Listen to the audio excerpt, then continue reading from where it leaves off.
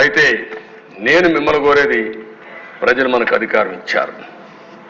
అధికారం ఇచ్చింది ప్రతీకారాన్ని తీర్చుకోవడానికి కాదు. మళ్ళీ చెప్తున్నా, ఎమ్మెల్యేలు అవుతారని మనకు అనిపిస్తుంది.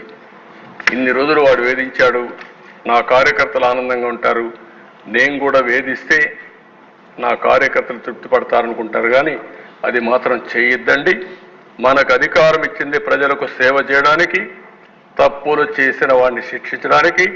శిక్షించే బాధ్యత ప్రభుత్వాన్ని, సేవ చేసే అవకాశం బాధ్యత మీదిగా తీసుకోవాల్సిందిగా మరొక్కసారి కోరుకుంటూ, ఎక్కడా దీన్ని ఉపేక్షించడం. ఒకవేళ కానీ మన వాళ్ళు తప్పు చేసినా ఏమనుకోవద్దని మొన్నైతే పవన్ కళ్యాణ్ గారు చాలా స్పష్టంగా లేసిలేసి పార్టీ మీటింగ్లు చెప్పారు. ఇక్కడ కూడా మొన్న కూడా చెప్పారు. నేను మనస్ఫూర్తిగా అభినందిస్తున్నా. ఆన్ రికార్డ్, ఒకవేళ అలాంటి తప్పు జరిగితే నేను చేసినా మొదట నా మీద యాక్షన్ తీసుకోమని చెప్పిన వ్యక్తి పవన్ కళ్యాణ్ గారు. అది ఆయన యొక్క సిన్సియారిటీ.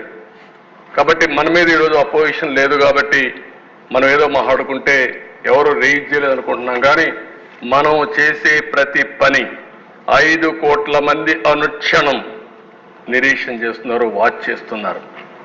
నేనేం మాట్లాడుతున్నాను, మీరేం మాట్లాడుతున్నారు, నా బాడీ లాంగ్వేజ్ ఎట్టుంది, అన్నీ కూడా ప్రజలు వాచ్ చేస్తారు, వాళ్ళే నిర్ణయిస్తారు. దయచేసి మీరు గుర్తుపెట్టుకోవాలి, మనం జవాబుదారీతనం ఈ హౌస్ 5 కోట్ల ప్రజలకి.